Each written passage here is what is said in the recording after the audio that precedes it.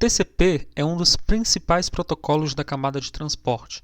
Ele é tão importante que o modelo TCP/IP recebe seu nome. A internet pública, como conhecemos hoje em dia, não existiria sem o protocolo TCP. A camada de transporte pode fornecer diversos serviços para que o transporte dos dados seja eficiente e confiável. Todos esses serviços são encontrados no protocolo TCP, como multiplexação usando números de porta, recuperação de erros, controle de fluxo, estabelecimento e término de conexão, segmentação, sequenciamento, reordenação de dados e por aí vai. Vamos falar sobre cada um desses serviços em detalhes. Antes de começarmos a falar sobre os recursos oferecidos pelo TCP, vamos dar uma olhada no seu cabeçalho.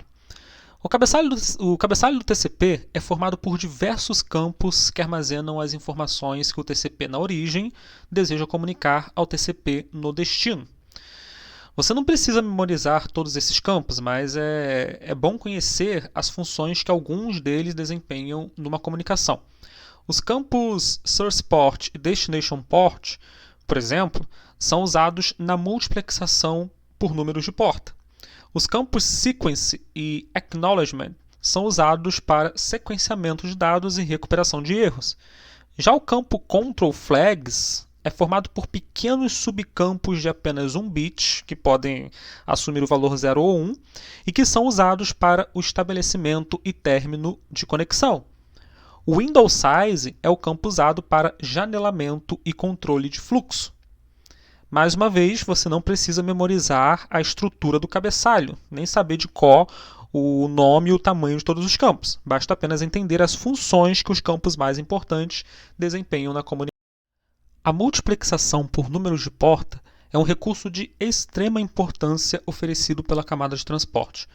Observe o cenário ilustrado aí no slide. O cliente está enviando 3 tipos de tráfego diferentes para o mesmo servidor: tráfego web, tráfego DNS e tráfego TFTP. Não precisa se preocupar se você não sabe o que essas siglas significam. Pense apenas que são tráfegos distintos destinados a aplicações distintas. Todas essas aplicações estão em execução no mesmo servidor. Quando o servidor recebe os 3 fluxos, como ele vai fazer para definir que o tráfego web, por exemplo, deve ir para a aplicação web e não para a aplicação DNS ou para a aplicação TFTP? Essa distinção entre os fluxos só é possível graças à multiplexação usando números de porta. Quando o cliente gera o tráfego web, ele associa a esse tráfego 2 números de porta. Um número de porta de origem e o outro número de porta de destino. A porta de origem ela é gerada aleatoriamente, a porta de destino é gerada com base em um range chamado de portas bem conhecidas. O cliente web deseja acessar o servidor web. Para que ele consiga fazer isso, é necessário que ele saiba de antemão qual é o endereço do servidor web. O endereço que eu falo aqui não é o endereço da máquina, é o endereço da aplicação de servidor web. Como estamos falando de camada como estamos falando de camada de transporte, esse endereço não vai se referir ao host, vai se referir à aplicação de servidor web que está sendo executada nessa máquina. Ou seja, o cliente web precisa saber antecipadamente como chegar na aplicação de web server. Por isso existem as portas bem conhecidas, tá? Todo servidor tem um número de porta bem conhecido associado a ele. Por exemplo, os servidores web utilizam basicamente o protocolo HTTP. O número de porta bem conhecido do HTTP é o número 80. Sempre que algum cliente quiser se comunicar com o servidor web, ele pode utilizar a porta 80 como porta de destino para alcançar a aplicação web. Já as portas de origem elas são geradas aleatoriamente. Sempre que uma sessão é iniciada pela camada de sessão, a camada de transporte fica responsável por escolher um número de porta qualquer que esteja disponível para ser usado como porta de origem naquela sessão. Essa porta de origem ficará reservada até que a sessão se encerre. Sempre que o servidor quiser responder às solicitações do cliente, ele usará o número de porta de origem como destino da mensagem. Os campos de porta de origem e de destino são compostos cada um de 16 bits. Essa quantidade de bits pode fornecer um total de 65.536 combinações. Isso significa que o range total de números de porta varia de 0 a 65.535. Todas as portas bem conhecidas estão no range de 0 a 1023. Essas portas nunca podem ser usadas como portas de origem. Elas são exclusivamente usadas como portas de destino para alcançar uma determinada aplicação.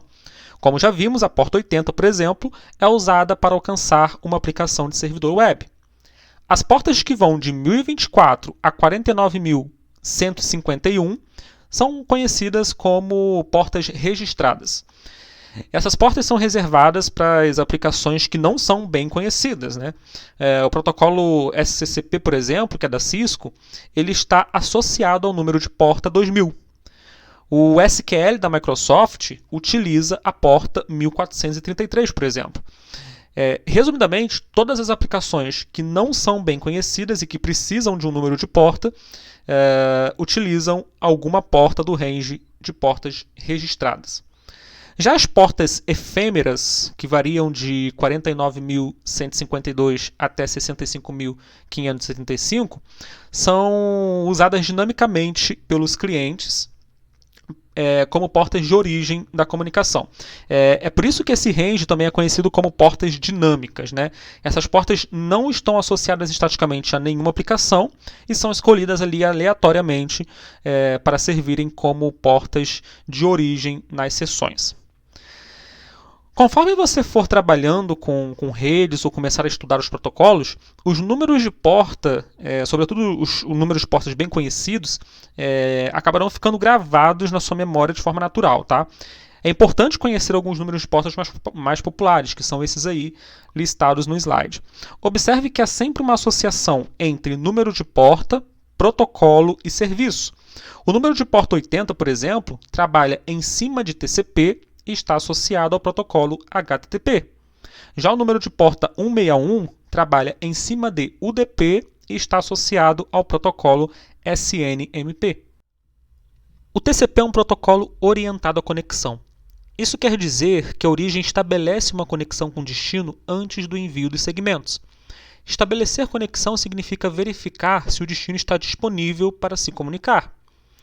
Além disso, durante o estabelecimento da conexão, ambos os lados concordam sobre os números de porta que serão usados na comunicação, em especial o número de porta de origem. É nesse instante que o destino fica sabendo qual porta ele terá que usar caso queira responder às solicitações da origem, que é justamente o número de porta de origem. O estabelecimento de conexão é composto por 3 mensagens. É por isso que esse processo também é chamado de three-way handshake, ou aperto de mão de 3 vias. O processo começa com a origem enviando uma mensagem SYN ao destino. Esse SYN é de synchronization. O campo SYN é uma flag formada por um único bit, que quer dizer basicamente, eu quero iniciar uma conexão, ou eu quero me sincronizar com você, por exemplo. Quando o destino recebe uma mensagem como essa, ele sabe que a origem está tentando estabelecer uma conexão com ele. Se tudo der certo e o servidor concordar com o estabelecimento da conexão, ele vai responder à origem com uma mensagem SYN-ACK. O campo ACK também é uma flag formada por um único bit. Essa resposta SYN-ACK quer dizer o seguinte: ok, eu posso estabelecer uma conexão com você. Quando o cliente recebe essa resposta do servidor, ele entende que a conexão já foi estabelecida, ou seja, ele agora está sincronizado com o destino. Depois disso, ele vai enviar a terceira mensagem apenas com um ACK ali para confirmar ao destino que os dois já estão sincronizados. É somente depois de todo esse processo que os segmentos começam a ser trocados entre a origem e o destino. Uma vez que a conexão TCP está estabelecida, alguns processos começam a ser executados tanto na origem quanto no destino para garantir que a comunicação seja confiável. Um desses processos é o controle de fluxo, também conhecido como janelamento. Ele é usado pelo destino para evitar o que chamamos de congestionamento. Observe o slide. O cliente enviou o primeiro segmento ao servidor. O servidor respondeu ao cliente confirmando o recebimento do segmento e solicitando o próximo segmento. É assim que o TCP funciona. Toda mensagem enviada pela origem precisa, em algum momento, ser confirmada pelo destino. Para que isso aconteça, os campos Sequence e Acknowledgement são usados. Esses campos funcionam da seguinte forma. Se o destino recebeu o segmento com sequence igual a 1, ele precisa reconhecer esse segmento recebido enviando um acknowledgement igual a 2. Por que igual a 2? Porque ele está, ao mesmo tempo, reconhecendo o segmento recebido e solicitando o próximo segmento. Isso funciona perfeitamente bem. O problema é que não é muito necessário reconhecer cada segmento recebido, um a um. O destino pode receber, por exemplo, 3 segmentos e só então confirmar numa única mensagem o recebimento desses 3 segmentos. É o que acontece no cenário do slide. Quando o servidor responde confirmando o recebimento do segmento 1 e solicitando o segmento 2, que é esse acknowledgement igual a 2, ele, ao mesmo tempo, aumenta o tamanho de janela da conexão, configurando o campo window igual a 3. Quando ele faz isso, ele está dizendo lá para a origem, olha, me envia 3 segmentos antes de ficar esperando por uma confirmação. E é justamente isso que a origem faz, envia 3 segmentos e espera a confirmação de recebimento. O servidor, então, confirma o recebimento dos 3 segmentos e solicita o próximo, que é esse acknowledgement igual a 5. Ao mesmo tempo, ele aumenta ainda mais o tamanho da janela, com o campo window aí igual a 4 agora. A partir de agora, a origem enviará 4 segmentos antes de esperar por uma confirmação do servidor. Perceba que o valor do campo window é alterado constantemente, né? A gente chama isso de janela deslizante. Se o servidor ficar muito sobrecarregado e não conseguir receber 4 segmentos ao mesmo tempo, ele simplesmente diminuirá o tamanho de janela para um valor adequado, para um valor que ele consiga processar. Isso evita que a origem envie uma quantidade muito grande de segmentos, uma quantidade maior do que a capacidade que o servidor tem ali para processar as mensagens naquele momento, e assim prevenindo que os segmentos formem um congestionamento na rede. Por ser um protocolo confiável, o TCP não pode admitir que os segmentos perdidos sejam simplesmente desconsiderados. Ele precisa recuperar os dados que, por alguma razão, se perderam no meio do caminho. No cenário do slide, o cliente enviou 3 segmentos para o servidor, mas o segmento 3 se perdeu ali no meio do caminho. Ou seja, o servidor não recebeu o segmento 3, ele recebeu apenas 2 segmentos, um com sequence 2 e o outro com sequence 4. Quando o servidor tenta reordenar os segmentos, ele observa que o segmento com sequence 3 não foi recebido. É como se ele chegasse à seguinte conclusão: está faltando uma peça nesse quebra-cabeça. Para recuperar essa peça, ele envia uma mensagem ao cliente com acknowledgement igual a 3. Com essa mensagem, ele diz o seguinte: olha, eu recebi o segmento 2 e estou agora solicitando o segmento 3. Quando o cliente recebe essa mensagem do servidor, ele olha para ela e pensa o seguinte: bom, mas eu já enviei o segmento 3. Pode ser que esse segmento tenha se perdido aí no meio do caminho e o servidor não tenha recebido. O que eu vou fazer agora é enviar somente o segmento que ele está solicitando e vou esperar que ele me dê uma confirmação. Veja bem, somente o segmento 3 é enviado, independentemente do tamanho da janela.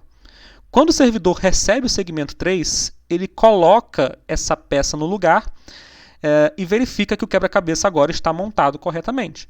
Ele acabou de receber o segmento 3 e já tinha os segmentos 2 e 4. Para dar continuidade no fluxo, ele solicita o segmento 5, que é esse acknowledgement igual a 5. É esse processo que permite ao TCP recuperar os segmentos perdidos e fornecer um serviço de entrega de dados confiável às aplicações. Quando todos os segmentos são transmitidos entre a origem e o destino, o TCP precisa terminar ou encerrar a conexão. O processo de término começa com uma das entidades, seja a origem ou destino, enviando uma mensagem com a flag fim igual a 1. No cenário do slide, o cliente deseja terminar a conexão com o servidor. Quando o servidor recebe a mensagem fim, ele precisa comunicar à aplicação que a origem deseja finalizar a conexão. O problema é que a aplicação pode demorar um pouco para responder com uma confirmação ali de encerramento. Quando isso acontece, antes de enviar uma mensagem fim lá para a origem, o servidor envia apenas uma mensagem ACK, que é essa mensagem em vermelho aí. É como se ele estivesse dizendo lá para o cliente, olha, eu recebi a sua mensagem de término de conexão. Eu já comuniquei isso à aplicação, mas ela está demorando um pouco para responder. Então fique sabendo que eu só estou aguardando essa resposta da aplicação para confirmar o término da conexão. Se o servidor não enviar esse ACK em vermelho aí para o cliente vai ficar o tempo todo enviando mensagens fim até que o servidor responda. Quando a aplicação finalmente confirma o término da conexão, o servidor responde ao cliente com um ACK fim. Quando ele faz isso, ele concorda com o cliente com o encerramento da conexão. Se a aplicação responder rápido, esse ACK em vermelho aí, esse ACK anterior, nem precisa ser enviado. O servidor já responde com um ACK fim direto. O cliente agora ele só precisa enviar um ACK de volta para o servidor, informando ao servidor que reconhece o término da conexão e pronto, a conexão TCP está encerrada. A partir de agora, nenhum tráfego, nenhum segmento pode ser trocado entre o cliente e o servidor, porque não existe mais uma conexão estabelecida. Se o cliente quiser fazer uma comunicação com o servidor de novo, ele vai ter que abrir uma nova